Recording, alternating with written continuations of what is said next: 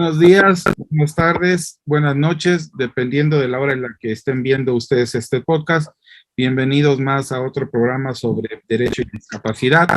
Y pues hoy tenemos el privilegio de que nos acompañe un muy querido amigo, ¿no? Que lo conocí primero en la Universidad de Berkeley, en la Universidad en la Nacional Autónoma de México. Él estudió en la Universidad de Berkeley, que es Jason Domínguez, ¿no? Que nos va a acompañar. Y pues como siempre estamos Ceci, ¿no?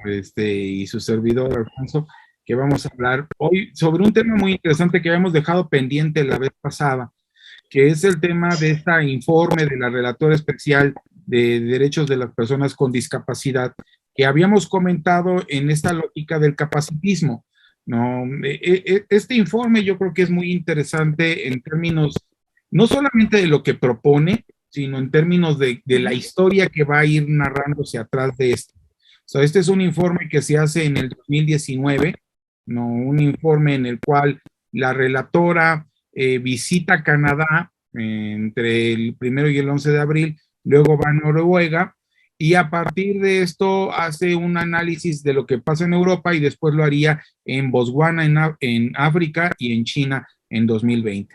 Pero bueno, Ceci, ¿qué opinas de este informe?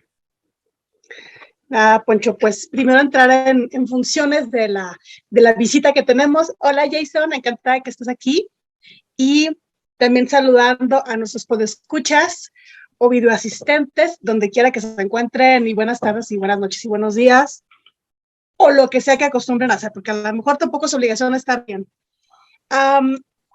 Pues a ver, a mí el informe me gusta, creo que resuelve varios puntos interesantes, y aquí solamente retomar previamente que este tipo de documentos, cuando hablamos de esta persona relatora especial de derechos humanos, es un investigador independiente, una persona experta en derechos humanos con un posicionamiento, pues, generalmente sí, independiente de las posiciones del organismo internacional y de todas las dinámicas políticas y diplomáticas que esto representa, porque esta relatoría, a diferencia del Comité de Derechos, del Comité de Expertos sobre Derechos de Personas con Discapacidad, esta relatoría especial está ubicada en el Consejo General de Derechos Humanos de la ONU, ¿no? En el Consejo de Derechos Humanos. Entonces, ese es un espacio más político, más de diplomacia, y el otro espacio de comité de expertos, digamos, se pretende como más técnico en su experticia.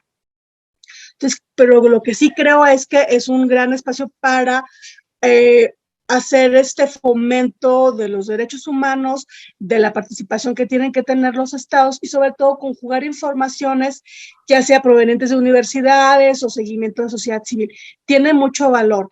Esta relatoría se crea una vez que se consolida la Convención sobre los Derechos de Personas con Discapacidad, de las que ya hemos hablado, y en su primera relatora es Catalina de Bandas. Este documento todavía es de su gestión de ella. Actualmente es Gerard Quinn, el actual relator en esta relatoría, es el segundo, y lo que ellos hacen es cada inicio de periodo, pues señalan cuál va a ser el programa de su mandato. Catalina tuvo un mandato muy nutrido, hablando de capacidad jurídica, de situación de las mujeres, y creo que es con su canto del cisne, ¿no? El texto con el que se despide, entre otros muchos que saca en 2020, porque pues bueno, ya fue cuando concluyó su periodo. Y cuando hablamos del programa anterior, de capacitismo, lo hacíamos como más en general, más centrado en los temas de discriminación, del derecho a la igualdad. Pero este texto, Poncho, a mí se me hace muy interesante porque aquí ya se permiten abordar cosas bien violentas que pasan alrededor del capacitismo.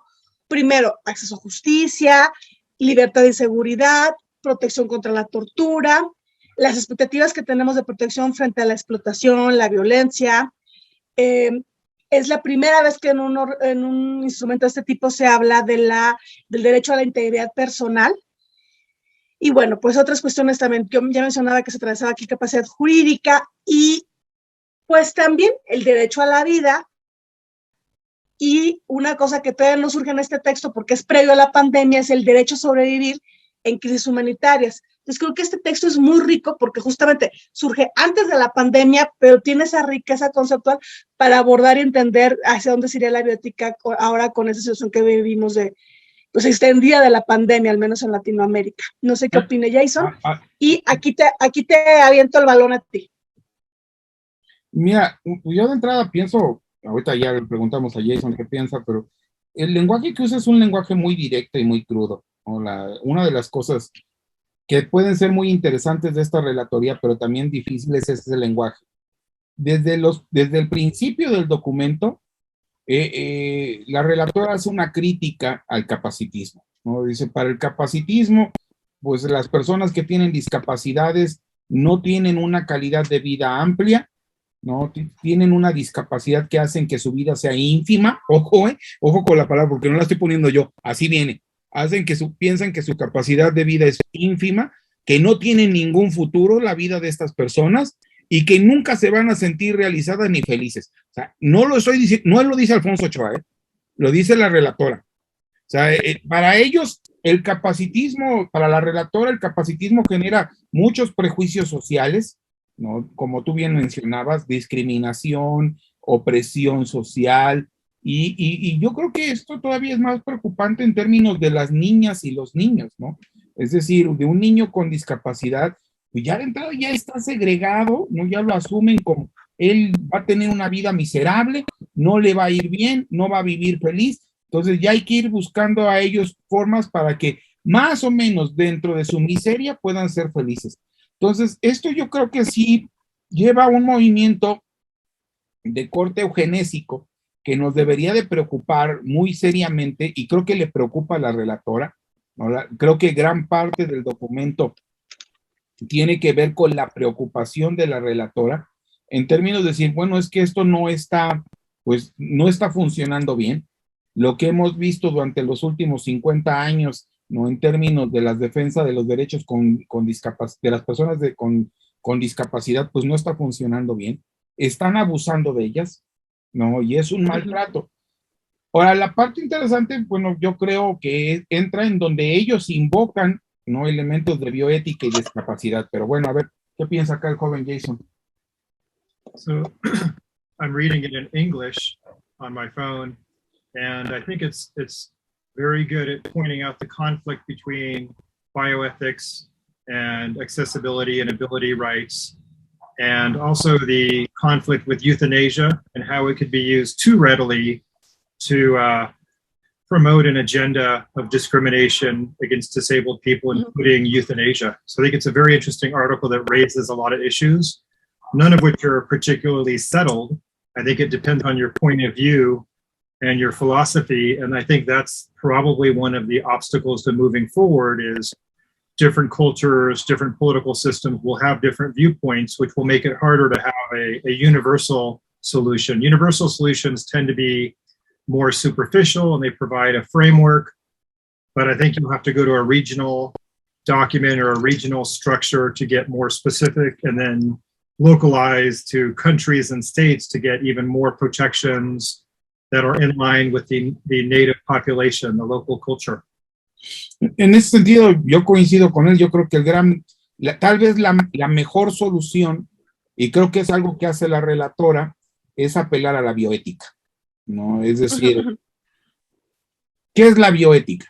¿No? La bioética realmente es una rama del conocimiento nueva, no tiene mucho, surge propiamente en los 70s, ¿no? Surge en los escritos de un señor que no se les va a olvidar nunca porque tiene el nombre del apellido de Harry Potter, ¿no? Van Potter, que escribió un libro, a lo mejor yo lo leí con mucha emoción, tal vez ese fue el problema, cuando yo lo leí, yo esperaba muchas cosas, pero más bien era un texto en donde decían, mira, el futuro se vuelve más complicado, y es importante empezar a crear un concepto, un campo de estudio interdisciplinario que puede estudiar los efectos de los descubrimientos en términos no solamente de la medicina, no en términos de nosotros, sino en términos de la biología, o de cómo nos vamos a enfrentar en nuestro entorno, en nuestro contexto.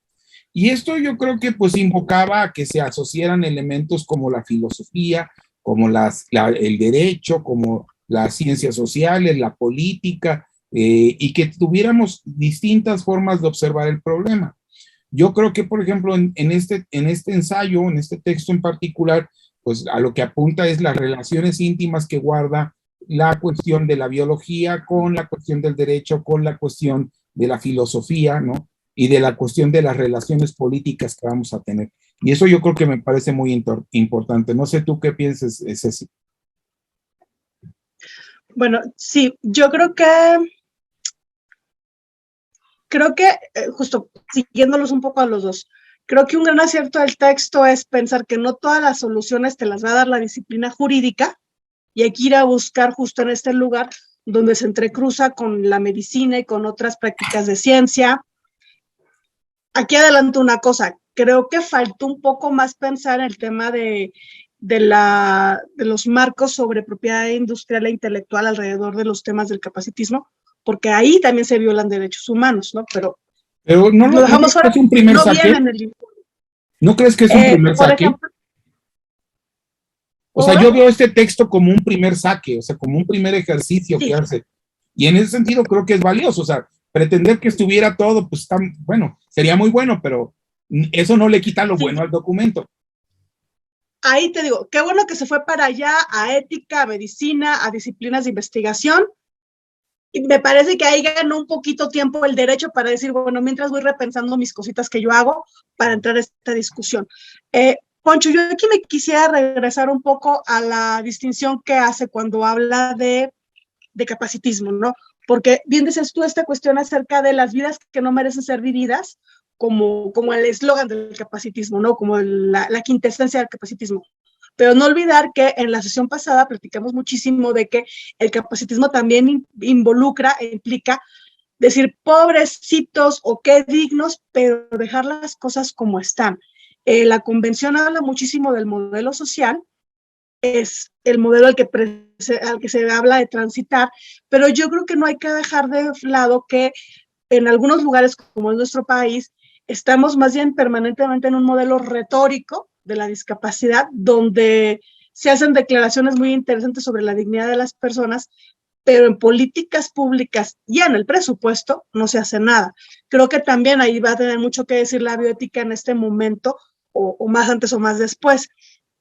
Poncho, pero aquí en este tema yo te dejo a ti, te decía la cancha, ¿qué opinas de la definición que da de bioética?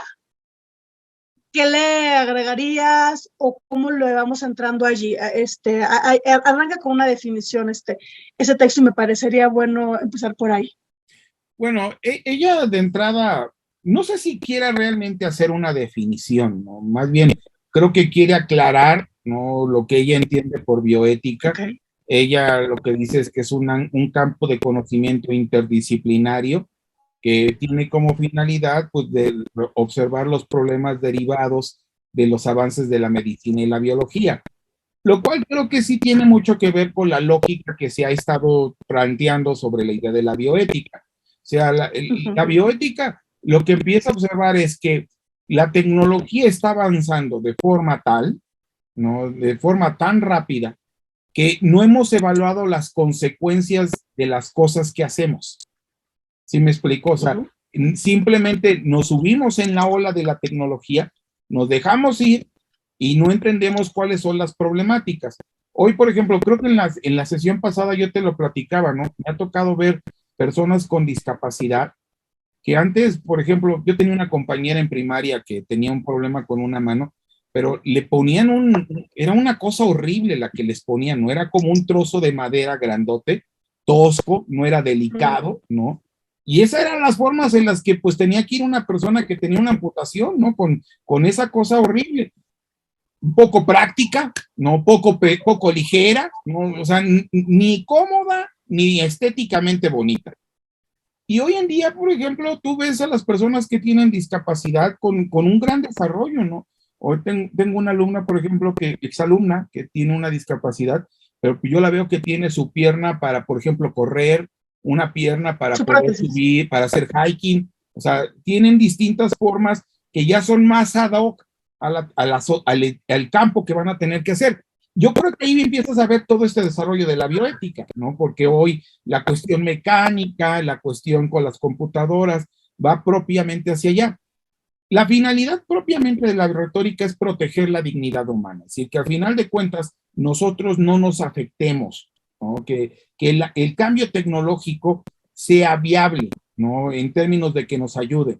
Ahora, yo te diría, esto es muy interesante si lo vemos desde la perspectiva de que, como en algún otro podcast he platicado con otros juristas, otros politólogos, el, el capitalismo se ha vuelto brutal, se ha vuelto brutal. Hoy en día le vale gorro a la gente qué es lo que produce y qué es lo que vende, ¿no? Ellos te lo venden, aunque esto pueda causarte daño. Entonces, yo creo que ahí es donde entra esta idea de la bioética. A mí me parece muy interesante el hecho de que ella acuda a la bioética para tratarnos de decir que hay una cuestión ahí particular entre la bioética y la discapacidad, en donde tendríamos que verlo ya de una forma muy cercana, no tan separada, ¿no? Es decir, ver cómo los cambios tecnológicos pues pueden ayudar, ¿no? A que las personas vivan bien, que tengan un espacio donde tengan una buena vida moral, ¿no? Un campo de acción social, que sería exactamente lo contrario que propone el capacitismo. O sea, el capacitismo lo único que se queda diciendo es pobrecitos, ¿no? Van a tener una vida muy pobre, hay que dejarlos ser, no dejémoslos vivir, total se va a morir en unos poquitos años, más bien hay que buscarle un poquito de un lugar donde puede estar cómodo, ¿no? Y ya, pero no buscarle esta solución. ¿Sí me estoy explicando esta idea? No buscarle una solución con la tecnología. O sea, vuelvo a este ejemplo que les decía de mi exalumna que usa una pierna, ¿no? Biónica, bueno, creo que así les llaman ahora, ¿no? Estos que tienen ya un sistema prótesis, depende de la tecnología. Pueden ser solo prótesis, pero si son con alguna tecnología particular, sí les dicen piernas biónicas. Que bueno, Poncho, ahí perdón que te interrumpa, pero eso también, y lo mencionábamos en algunas de las sesiones anteriores, tiene mucho que ver con otras cuestiones que atraviesan la discapacidad, entendida ampliamente como barreras sociales, ambientales y económicas, porque no todas las personas, o sea, en México no hay una política pública que te asegure que todas las personas con discapacidad tengan la prótesis o el dispositivo tecnológico que garantice esta equiparación de oportunidades. Entonces sigue siendo una cuestión muy de oportunidad, muy de clase social, de acceso económico, porque en realidad si revisas las prótesis que distribuye, llámese el Sistema Nacional del DIF, o las prótesis a las que tienes que buscar acceso a través de fundaciones que distribuyen donaciones, son muy distintas en calidad, en tecnología, y lo que mencioné en la vez anterior, hay personas que tienen que declinar prótesis muy vistosas o muy evidentes en su costo y tecnología, porque los lugares en los que viven de esta misma ciudad no permiten que alguien pueda traer algo tan sofisticado porque te lo van a robar. Entonces también se vuelve casi que el mismo criterio de qué celular compro porque voy a andar en el metro no sé cuál, ¿no? Y eso entonces, también es un problema bioético. Sí, estás ahí. Y eso es un problema bioético también, es decir, el poder desarrollar piernas que puedan utilizar. Pero no sé, ¿tú qué piensas, Jason, acerca de toda esta cuestión bioética? Well, what I was going to say, going back to the previous point, is what I've been working on recently is international environmental law and international security law, and the similarities I see with this special rapporteur's report is there's 9 suggestions at the end: conduct a policy review, recognize free and informed consent, explicitly prohibit discrimination. So there's some bare bones rights in the special rapporteur's report, but it doesn't provide any mechanism for review, doesn't provide any mechanism for enforcement. So really, like in environmental law, the reason we don't have a solution to global warming and climate change is because it requires really the voluntary participation of nation states. But it does allow for reputational damage if a country isn't living up to the special rapporteur's report. So once this was published, the nice thing is now 2 years later, people can ask, what is your country doing with regard to these 9 suggestions in the conclusion from the special rapporteur? So now we have a framework, and countries may feel shame or like they need to step forward, just like with a law that protects fisheries and protects overfishing of populations. there's nothing that necessarily stops countries, but we have a mechanism for tracking what people are doing. And so now, after the passing of this report, the bioethics countries will then debate internally their positions on bioethics. So depending on their country's culture, their governmental system, they're going to come up with a position on bioethics and what is ethical in their country in terms of these 9 requests. And then once you have a few hundred countries that have made clear their bioethics position, that moves forward the science, it moves forward the philosophical understanding of ethics in this scenario. So I think it's a step forward, and now that we have this platform, this foundation, more discussion can be had. Yo coincido con lo que dice Jason, es decir, el documento tiene que ver con una base ética, ¿no? Es decir, el problema es que es una pretensión ética, ¿no? La relatoría creo que al final concluye con que es una cuestión ética que los países miembros de la ONU deberían de estar trabajando. Ahora, lo cierto es que los países miembros pues no han hecho muchos avances, no, más bien nos hemos quedado, como bien comentabas hace rato, en la parte retórica, no en la parte de la discusión de estos derechos humanos y no en la materialización de estos derechos. Es decir, todos estos derechos que se están proponiendo desde un punto de vista bioético, pues tienen que tener un impacto económico, un impacto social, un impacto político, un impacto natural, o sea, en el contexto, el orden donde una persona se encuentre, pero más bien lo que comenta Jason, yo coincido, es que quedamos en el aspecto nada más meramente ético, ¿no? Y en ese sentido, pues yo creo que ahí se pone todavía más complicado esto, ¿no?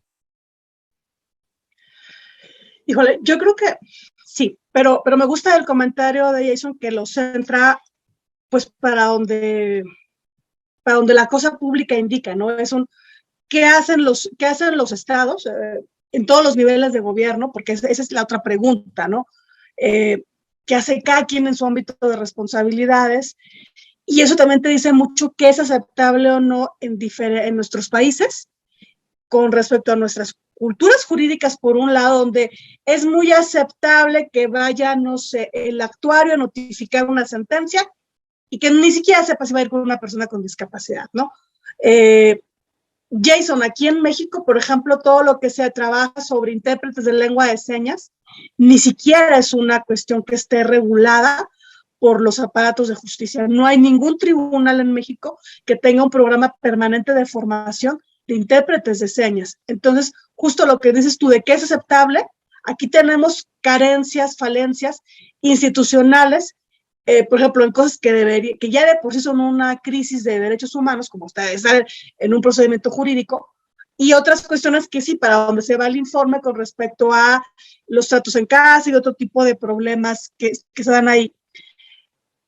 Son muchas las barreras y tienen que ver, insisto, tanto con actitudes negativas, con los prejuicios en la sociedad, pero también con los temas del presupuesto, y aquí es donde siento yo que todo es vamos a hacer las cosas bien, pero países como los nuestros hacer las cosas bien implica también discutir dónde se va a poner el dinero para que las cosas se hagan.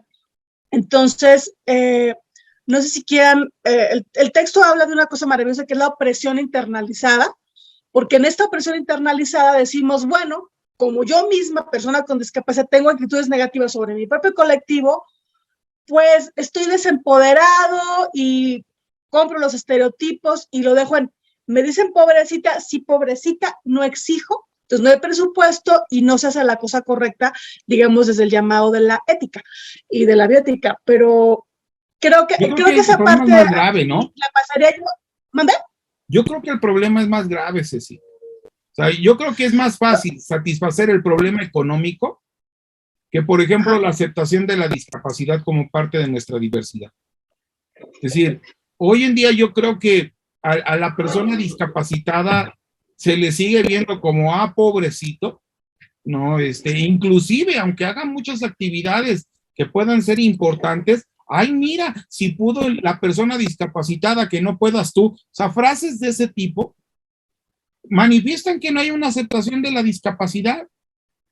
O sea, que hoy todavía seguimos viendo al discapacitado como una persona infravalorada, no una persona que jamás va a poder ser igual como nosotros, pero puede haber personas con discapacidad que se esfuercen mucho y entonces puedan llegar al mismo nivel que hacemos nosotros. O sea, yo veo más fácil, yo creo que si lo vamos a ver desde ese punto de vista ético, lo primero que tendría que haber es una claridad sobre la discapacidad como parte de una vida cotidiana.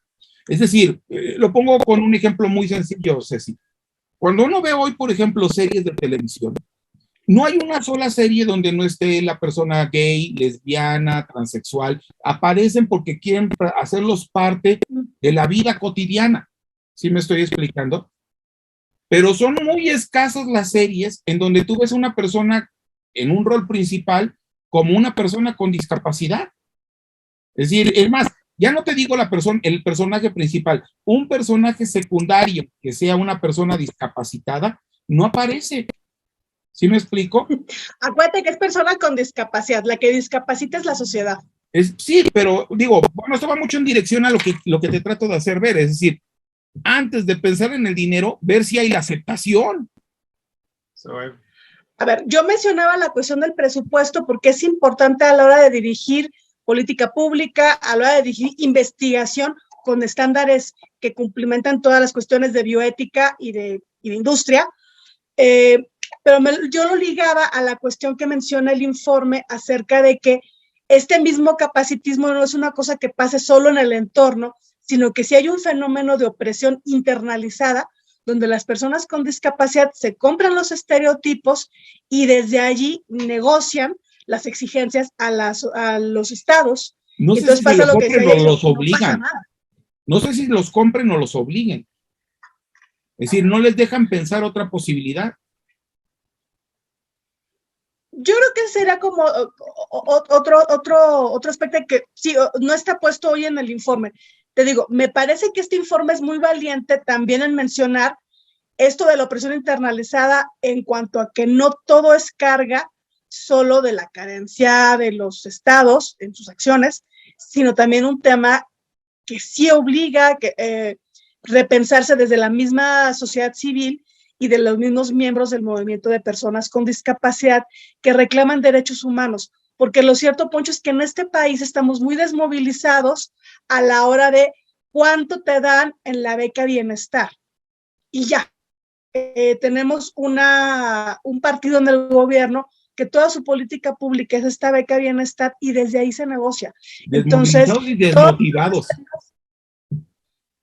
Es que incluso al inicio del sexenio había una consigna muy bonita que se llamaba derechos, no solo beca, pero pues es una creo que si quieres antes de pasar a los retos que son de bioética, yo nada más quisiera cerrar con esta la explicación acerca de por qué me parece importante que en un texto de bioética se hable de que también las personas tienen que revisar la opresión internalizada, porque creo que es una labor sin la cual las discusiones éticas van a seguir siendo allá de especialistas, sin que se encarne en las mismas personas a las que debería estar dirigiendo un cambio en su vida.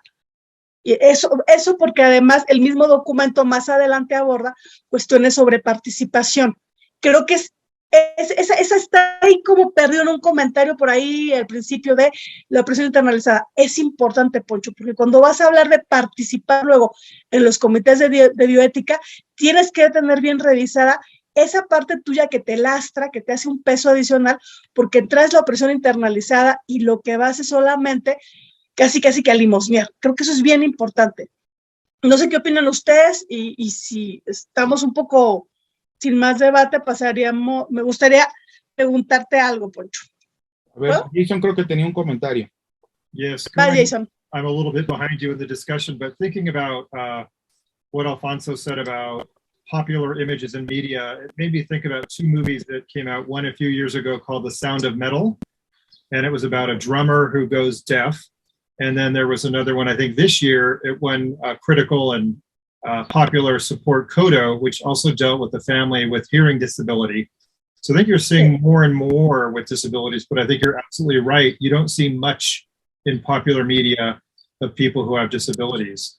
And I think what we have to remember is the law is not good at changing culture. The law has a lag time. So things that happen as culture changes, as people become more accepting, for example, of sexuality, the law follows, but very slowly, 10 or 20 years behind. I think this is what we're seeing here.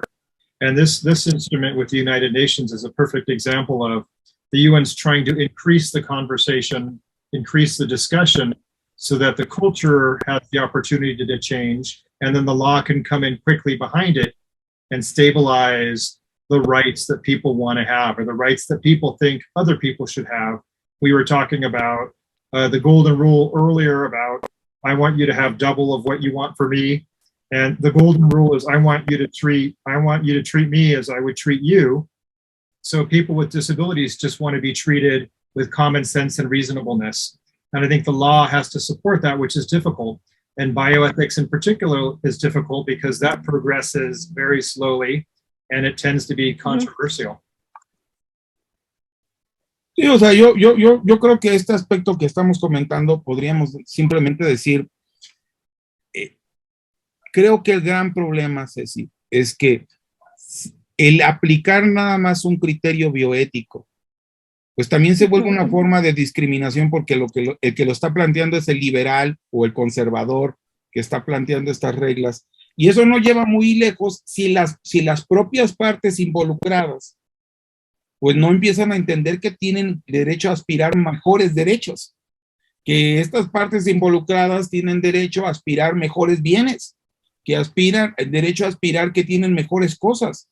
O sea, pongámoslo ahorita en esta cuestión, esto que tú platicabas ahorita de que una persona de escasos niveles económicos no quiere aceptar la pierna porque a donde vive se la van a robar, o sea, pues ya te deja ver más que nada que o sea, ¿quién le puede? Esto ya me acordó de una película de Johnny Depp, en donde dice, bueno, ¿y quién le puede interesar un ojo de madera? ¿No? Bueno, ¿quién le puede interesar una pierna de una persona discapacitada? Pues más que nada es un trabajo para que él pueda, un instrumento para que él pueda hacer su vida cotidiana. Y inclusive la gente de afuera no lo ve así, lo ve como la oportunidad de ganar dinero. Entonces sí creo que para mí, más allá del problema económico que bien apuntabas tú, previamente hay una cuestión en donde la persona discapacitada, o el hombre o mujer discapacitado, con discapacidad, se afirme, no como una cuestión infravalorada, no como un defecto del sistema, sino se afirme como una persona que tiene derechos y que tiene aspiraciones y que el derecho se las tiene que otorgar. Pero creo que ellos ya de entrada ya entramos con números negativos, o por lo menos desde donde estoy parado es lo que observo, entramos con números negativos porque ellos no se piensan que tienen esa calidad de derechos, y porque la gente les ha hecho pensar que no tienen esa calidad de derechos. ¿Sí me explico? Es decir, creo que no lo ven desde un punto de vista ético. Bueno, es que yo por eso mencionaba al principio que este texto es muy interesante, que surja justo del Consejo y no del Comité sobre los temas de discapacidad en la ONU, porque pues tiene que ver con los estados, con un lugar más de negociación también de qué se va a decir desde la ONU con esto. Me gusta cómo trabajó Jason el punto acerca de la película esta de Coda, hablando de visibilidad, porque esta película, a diferencia de aquella que fue la original en Francia, sí tiene actores sordos, la otra no. Aquí se gana la visibilidad del argumento, se gana las personas sordas, donde tienen un conflicto que los lleva a un tribunal administrativo. A mí se me hace que ahí hicieron una libertad creativa, omitiendo en Coda que sí había un intérprete, o sea, que en Estados Unidos sí habría un intérprete, y para hacerlo dramático centran a la hija como intérprete de los familiares, de sus padres, en el proceso administrativo con la jurisdicción no sé, como el control de guardacostas en Estados Unidos. Es una libertad creativa, pero fíjate que aquí me voy a adelantar un punto que debería hablar el informe también, cómo también hay lugares de la ética donde se permite, por carencias institucionales o por la ética del gobierno, que sean los hijos los que interpretan a los padres en procedimientos jurisdiccionales del tipo que sea. Es una permisividad que se dan los sistemas, es una cosa que no hacen los gobiernos, siguiendo un poco el comentario de Jason acerca de qué se hace, qué es lo correcto. Bueno, me queda claro que en esa situación, ponen a la hija a interpretar, no sé si eso sea lo común en Estados Unidos, creo que no, porque hay estándares sobre sus derechos, pero en México sería lo más común, que la hija interprete en medio de una discusión de divorcio, que todas esas cosas también son los grandes pendientes que van más allá de solo lo que habla el informe de atravesar la ética por los otros pendientes, ¿no? Y si te parece, Poncho, vamos hacia los retos que tiene la bioética en esta aceptación de la diversidad, ¿no? Porque el informe habla de este lugar conflictivo entre la bioética y la discapacidad. Digamos, como lo hemos dicho en otras sesiones, la discapacidad nos viene acompañando como humanidad todos los milenios que somos humanos, y la idea de lo correcto y lo incorrecto ha estado ahí.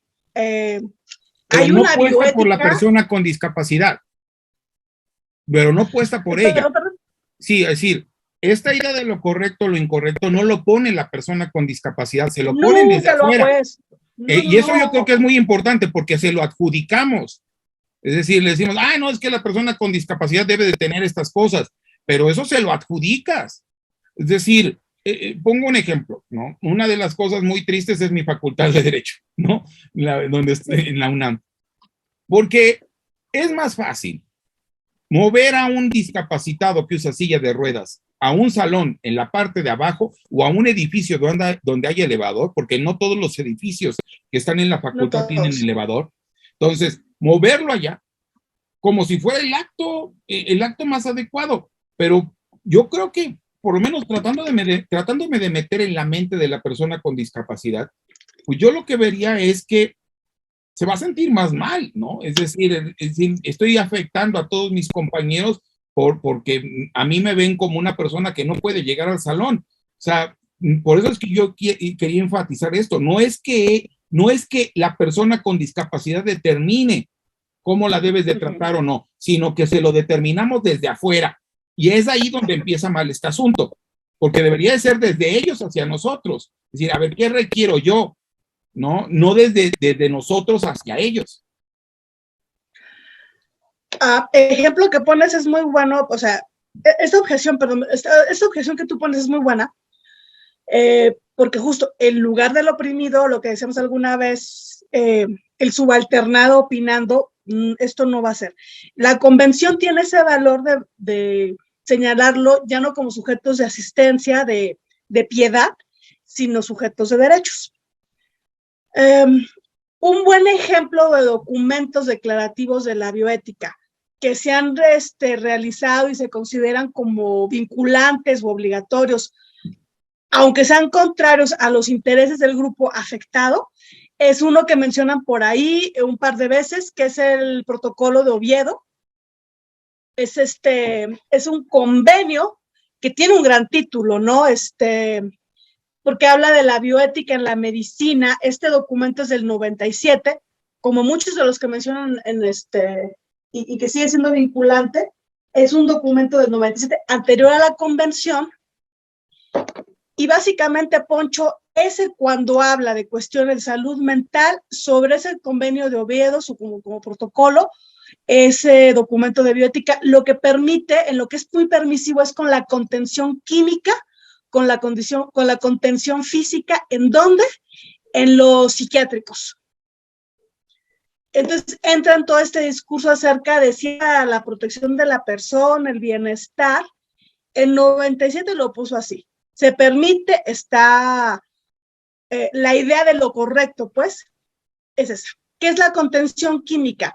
Que una persona sometida, incluso contra su voluntad, a tratamiento psiquiátrico, la contención química es darles medicamentos para que esté dopada, no para fines terapéuticos, sino para control físico y administrativo de la persona en el espacio manicomial. La contención física ya no usa las camisas de fuerza de las películas francesas, sino la contención mediante ¿cómo se llama? Cuerdas, ¿no? A una cama, algún espacio. Entonces, la contención física, la contención química, está tolerada en este protocolo. En 2021, igual desde 2020, se ha estado hablando de hacer una modificación, una actualización del mismo protocolo de Oviedo sobre salud mental. En esta ocasión, Poncho, a diferencia del 97, se ha encontrado una gran resistencia del movimiento de sobrevivientes y usuarios de la psiquiatría ubicados en Europa. La ENUSP, que es la Organización Europea de Sobrevivientes a la Psiquiatría, realizó una gran actividad de incidencia, de cabildeo, alrededor de este protocolo para impedir que se renovara con las mismas estándares éticos. Entonces, no me quisiera adelantar mucho al resto de los comentarios sobre el informe, pero creo que este ejemplo sobre el protocolo y que para la ocasión en la que se hace el informe, era una cosa que estaba pasando en simultáneo en Europa. Por un lado estaba surgiendo este informe de la relatora de discapacidad para el Consejo de Derechos Humanos, que al mismo tiempo estaba en Europa dándose este movimiento de usuarios, y por usuarios entendemos personas que quieren seguir usando los servicios de psiquiatría, pero que pretenden que esto sea con un trato más humanitario. Entonces, sí hubo una gran discusión, ¿cómo se llama? Incidencia, por ejemplo, de escríbele a tu parlamentario. Entonces, la ENUSP, la Organización Europea de Sobrevivientes, distribuía esta carta modelo para que se la mandes a tu parlamentario europeo y detengamos el protocolo de Oviedo. Tengo entendido que sigue sin avances la declaración como cosa oficial en el Parlamento Europeo, pero es muy interesante cómo, y fíjate, no lo tenía pensado comentar, justo eso que decías tú, ¿no? De personas a las que están involucradas en el protocolo, pero que si tienen discapacidad no participan de los contenidos que se fijan. Y lo que te decía yo de personas que van a negociar sin la conciencia de su opresión internalizada. El caso del protocolo de Oviedo sobre temas de salud mental es justo el gran ejemplo de querer cambiar esta situación, estas discusiones de la bioética, con dos retos muy fuertes: farmacéuticas, industria de servicios psiquiátricos y, en cuanto a los estados, unos actores muy interesantes, que son los sindicatos de personas sanitarias profesionales y también, ¿cómo te diré?, dónde se atraviesa el protocolo de Oviedo con el trato que tienen que dar policías y otros, sobre todo los policías, ¿no? Y personas que atienden las emergencias, los paramédicos, por ejemplo. ¿Por qué? Porque es muy común que si dicen, emergencia psiquiátrica, bueno, la persona puede acabar muerta. En Estados Unidos, en Europa, es más visible que en México que sean personas, por ejemplo, con alguna crisis de salud, que terminen reducidas por la policía y las matan. Aquí te matan en cualquier otro momento, pero la semana pasada se discutió un protocolo de policía para mejor interacción con personas con discapacidad, pero como si esto fuera posible solo en buenas maneras, sin discutir la ética pública que involucra, las discusiones éticas públicas sobre ética que debería tener estos tratos, porque el protocolo de Oviedo justamente acaba rebotando en qué hace la policía cuando llega a atender un llamado de los vecinos o algún otro contendiente en estas crisis de salud. Entonces, ese protocolo de Oviedo es un gran problema, y no en Europa nada más, porque entonces, ¿qué pasa? Hablemos también de colonialismo jurídico también. Sacan el protocolo y se sigue pensando en México que ese es un estándar adecuado. Ese protocolo impactó también al informe del relator de tortura y decir, bueno, es que la tortura en el contexto psiquiátrico es tolerable. Esas son discusiones que se están dando en Europa, en el informe de tortura, en el protocolo de Oviedo, que acaban rebotando a criterios en México donde, pues déjales, no pasa nada, ¿no? Son infrahumanos, como decías tú. Y aquí con eso cierro mi comentario. Es importante cómo cuando se hacen el monitoreo al avance del protocolo de Oviedo, Gerard Quinn, el relator actual del Consejo de Naciones Unidas para Discapacidad, el actual relator, menciona una cosa importante, que hasta la Corte Interamericana de Derechos Humanos ha tenido pronunciamientos más de avanzada que el mismo Consejo, que el mismo protocolo de Oviedo y que algunos de los documentos de parlamentarios europeos. Aquí no sé si lo dejo el comentario para Jason, si él quiera mencionar algo sobre la Corte Interamericana o la Comisión. No tienes comentario. Ahora, yo sí quisiera, una de las cosas, al final del texto, ¿no?, cuando ya está cerrando la relatora, ella dice, bueno, vamos a hacer una serie de cuestiones que son necesarias para que pueda pasar esto todas estas acciones contra el capacitismo. Y tal vez la primera y la más básica es la más difícil, porque ella dice, hay que hacer una toma de conciencia, hay que generar una educación inclusiva, ¿no? En donde los niños vayan fomentándose los derechos hacia las personas con discapacidad en todos los niveles, sí, incluida la superior. O sea, dice ellos, es necesario que empecemos a construir una renovación de la explicación de los derechos humanos y de la práctica profesional. Ahora, yo te diría, es que no, a lo mejor soy muy escéptico, Ceci, pero yo no veo la toma de conciencia en ningún nivel, en ningún nivel. O sea, sí me ha tocado ver que a los niños de primaria les enseñan sobre los derechos humanos. Algunos profesores progresistas pues hablan sobre las personas gays o transgénero o lesbianas, pero así como que hablar de los derechos de la persona discapacitada, pues nada más no.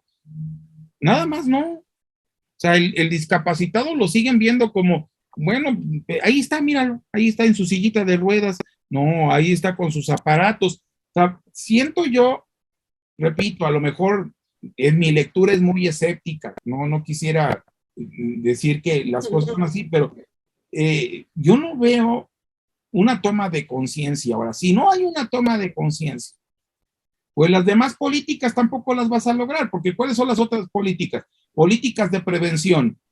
¿Cómo vas a saber cuáles son las políticas de prevención si ni tan siquiera has querido conocer cuáles son los problemas de las personas con discapacidad? ¿Sí me estoy explicando? Debería de haber una preocupación sobre esas cosas. O sea, a mí todavía no sé si te ha pasado a ti, pero todavía me toca ver que vas por Insurgentes y hay un carro justo estacionado en la salida, en la bajada de la persona con silla de ruedas. O sea, ni tan siquiera eso entiende, ¿no? Entonces, creo que si bien el ejercicio que intenta hacer la relatora de derechos humanos es muy valioso, aún no tenemos, y se va a oír muy triste lo que te voy a decir, no tenemos los prerequisitos para poder tener los requisitos para lograr este tipo de relatoría. Y vamos muy lento, ¿eh? Ahí sí coincido con Jason, de que la cosa va como como gateando, ¿no? Es decir, no veo que realmente estemos trabajando. O sea, por ejemplo, yo le comentaba a mi esposa, recientemente vimos una serie, ¿no? Las 7 vidas de Joe, una cosa así que pusieron en Netflix, ¿no? Ahorita te aclaro más el nombre, en donde la coprotagonista es una niña que está en silla de ruedas que es lesbiana. Ahora dije, qué padre, ¿no? Qué padre que metas a una coprotagonista con esas condiciones, ¿no? Que de una u otra forma veamos que hay personas pues que tienen problemas que no necesariamente encuadran dentro de las cosas que nosotros pensamos que son propiamente lo adecuado, y a lo mejor desde ahí podríamos ver esa experiencia, pero fuera de los franceses, fuera de los norteamericanos, pues yo te diría que yo no he visto así otro tipo de... Es más, en el cine mexicano no existe, no existe la discapacidad, te diría. O sea, tú dime, mencióname una película donde salga una persona discapacitada. Mira, en México sigue siendo el gran meme de la telenovela de Televisa, donde cierto personaje se cachetea a la chica en silla de ruedas. Exactamente. Soraya con el maldita lisiada. Esa es la representación en medios y en esos productos culturales de discapacidad. Ese sigue siendo. Pero eso es, digo, hasta Shakira cuando habla de la sorda, muda, ciega, testaruda, lo hace aludiendo a que es bien bruta la muchacha que se enamora mal. Entonces, una mujer que toma malas decisiones emocionales es una ciega, sorda, etcétera, ¿no? Es muy amplio, Poncho. No hay una dignificación de la discapacidad en México, en medios de comunicación no, en redes sociales tampoco. Es un insulto muy llevado y traído. Los insultos sobre discapacidad son muy, ¿cómo te diré? Son muy tolerados. Y las oficinas de combate a discriminación nacionales y locales ¿cómo te diré? No tienen un costo político por no atender tan efectivamente las quejas cuando son sobre discapacidad. Entonces, todo esto pues hace tal como dice el informe, que haya una disminución general de la aceptación y de la solidaridad hacia personas como nosotros que tenemos una determinada diversidad o una diferencia. Y por eso creo que es lo importante de este informe, que habla de retos que van más allá de las rampas, ¿no?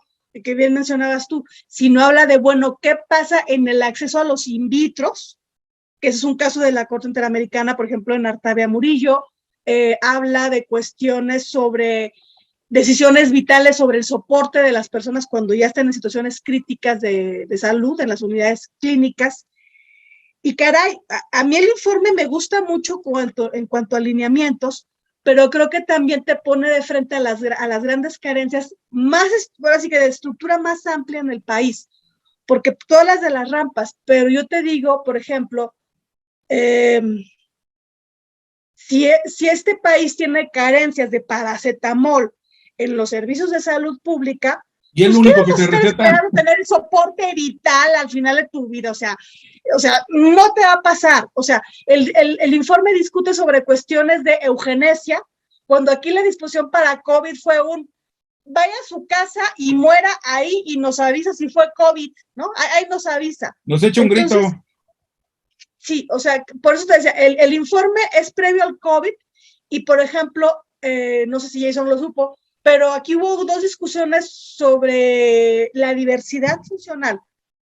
Fue gran noticia la primera vez que resulta que muere una persona, la primera persona con discapacidad que se publica que muere fue un chico con síndrome Down y fue la gran discusión acerca de si era por condiciones asociadas a su discapacidad, porque no muere por tener síndrome Down, sino al parecer fue por una afección cardíaca. Pero de las cosas que este gobierno, y ya se acabó casi la pandemia, entre comillas, pero nunca hubo un programa de vacunación para personas con discapacidad.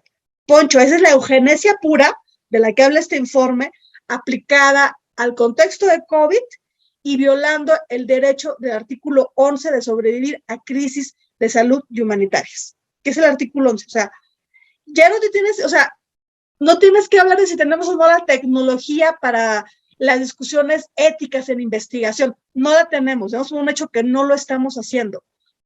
Simplemente no hubo programa de capacitación. ¿Qué más pasó? Hubo una discusión acerca del triage, que era este protocolo básico de cómo decidir a quién le dabas un respirador en plena discusión de COVID, y la gente decía, bueno, es que si me aplican a mí ese triaje, a mí no me van a dar el respirador porque tengo discapacidad. Entonces, todo eso también te habla de las cosas, ahora sí que son problemas del primer mundo, lo de la bioética, porque te habla de las carencias que tenemos pues en muchos niveles. Ya mencioné los de jurisdiccionales en las cortes, pero también en salud, y creo que aún así, hablando de un país con muchas carencias, en plena crisis de austeridad, donde la austeridad lo que significa es un no gastar para garantizar derechos, eso es lo que significa en realidad la austeridad en México. Creo que nos llama la atención acerca de la posición que tenemos que tener con respecto a lo correcto o no. Cierro mi comentario, Poncho, hablando de Gattaca, esta película sobre quién tenía derecho. Tú hablabas de la prótesis, también hablabas de educación, yo hablaba de intérpretes en cortes, hablaba ahorita de respiradores, pero creo que todo esto se reduce o se resume a tener un proyecto de vida, no a tener cosas que nunca vamos a tener suficientes y nunca nos vamos a acabar el planeta, si queremos tener todas cosas. Pero el derecho a tener un proyecto de vida es la base de Gattaca, ¿no? En Gattaca es ¿qué quieres ser? Ser astronauta. Sí, pero tu proyecto no lo puedes avanzar por razones que tienen que ver con discapacidad.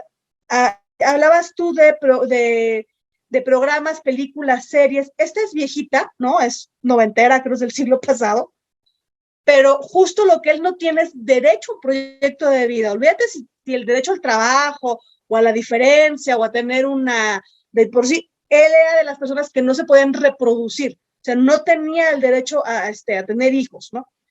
Y todo esto asociado a temas de tecnología, no sé si quieres que hablemos de eso, porque creo que el informe es habla de cuestiones sobre tecnología, habla de elegir genes de los hijos, lo que llama aquí el cribado genético.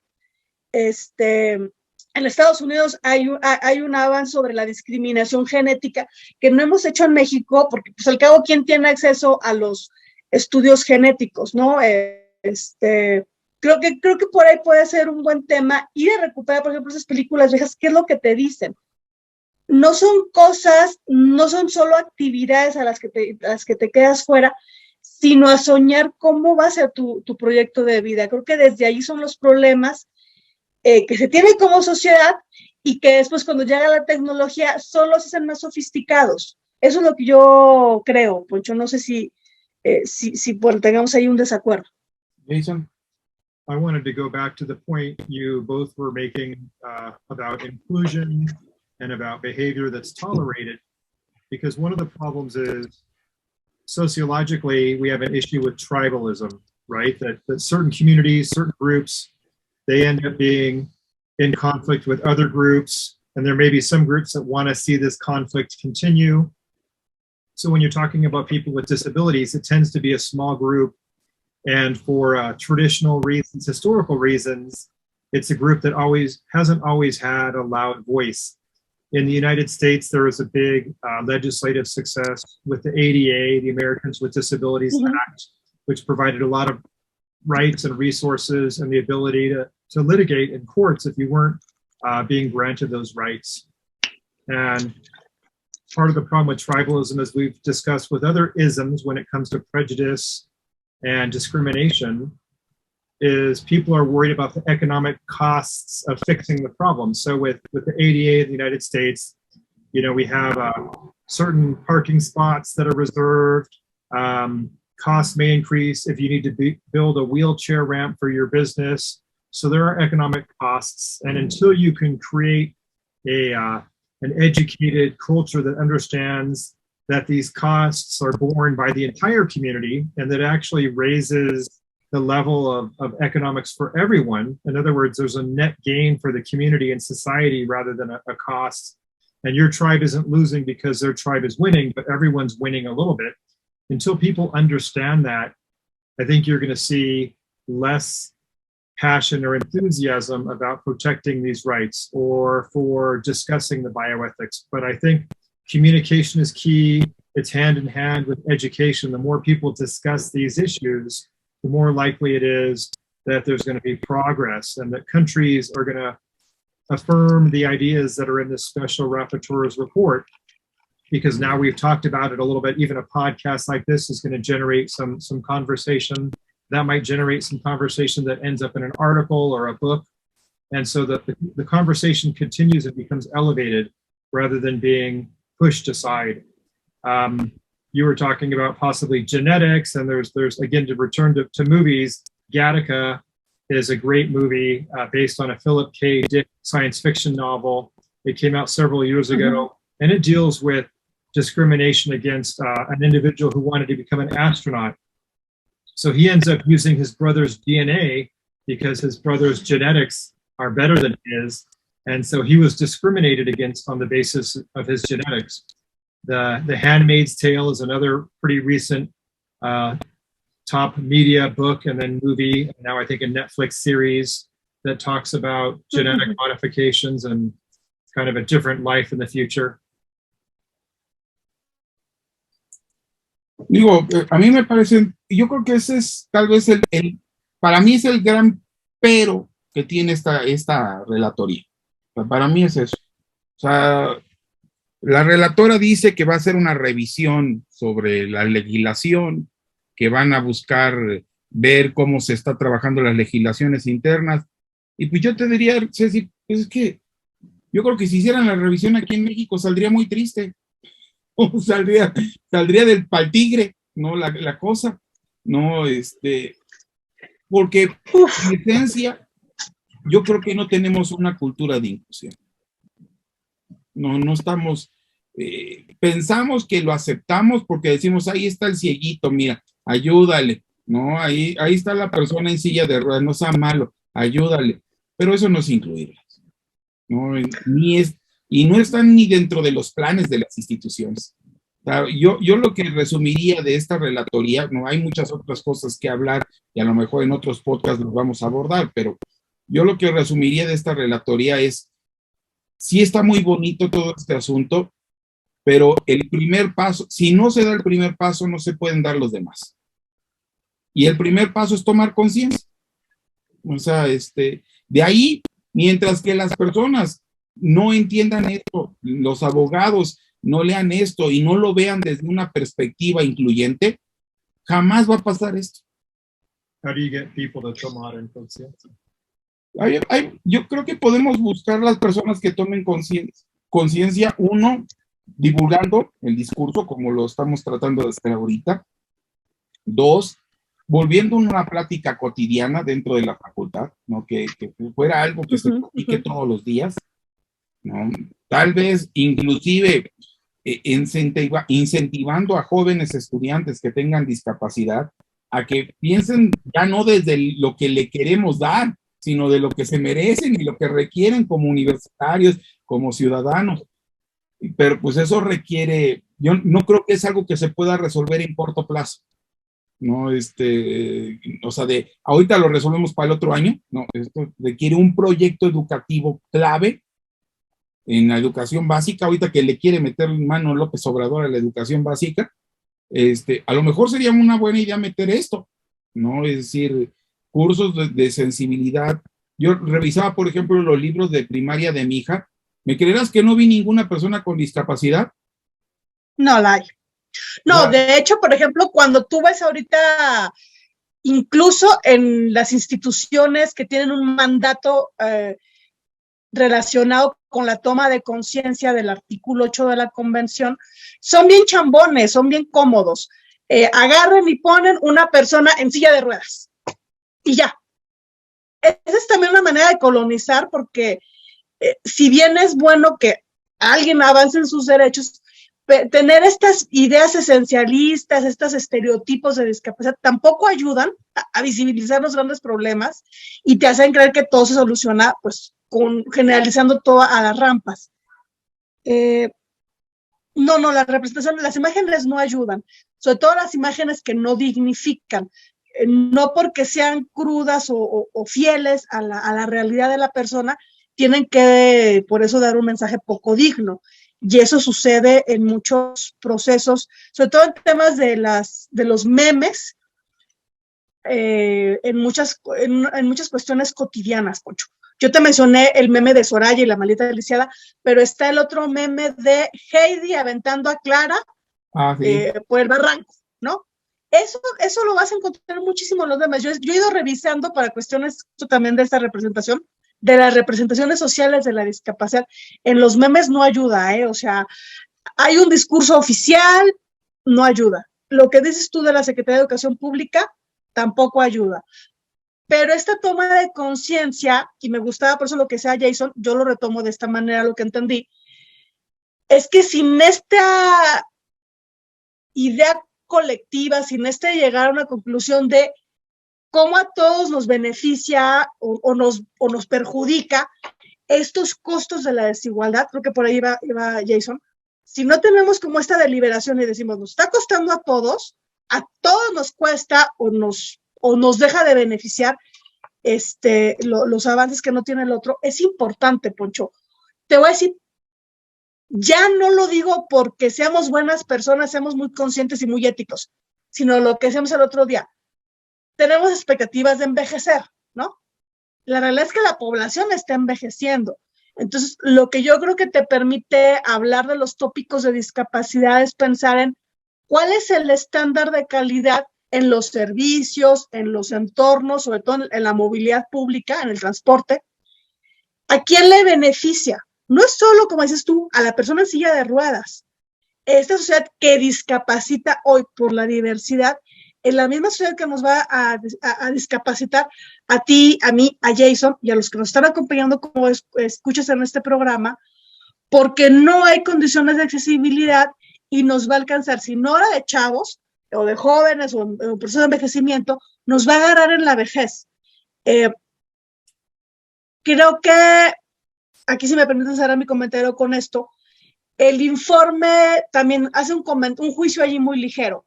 Es que mientras más joven la persona adquiera la discapacidad, menos impacto tienen sus carencias de derechos o de proyecto de vida. Yo creo que eso depende de qué país hables, porque si eres un niño en un norte global, sí tienes manera de que esto se solucione desde las intervenciones médicas, pero la realidad es que en México, si adquieres la discapacidad en la edad media, ahora sí que en la mitad de tu término de vida, pues ya estudiaste, ya adquiriste trabajo, ya tienes un capital social o académico que te respalde, y eso a lo mejor atempera más a ser un niño y quedar totalmente excluido desde el inicio de tu ciclo de vida, ¿no? Entonces, creo que eso tiene que ver con que niños, en qué momento la adquieres, accesos a bienes públicos, pero yo creo que lo que nos debe llamar la atención de este trabajo sobre bioética tiene que ser qué nos dice sobre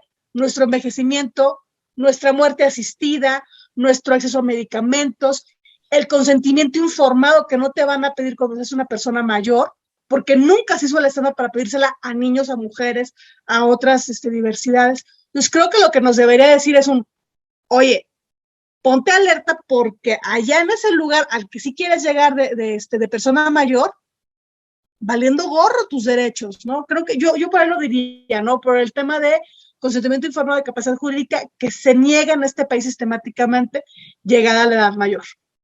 Lo cierro ahí, Poncho. Pues no sé si tú quisieras agregar algo, Jason, para terminar.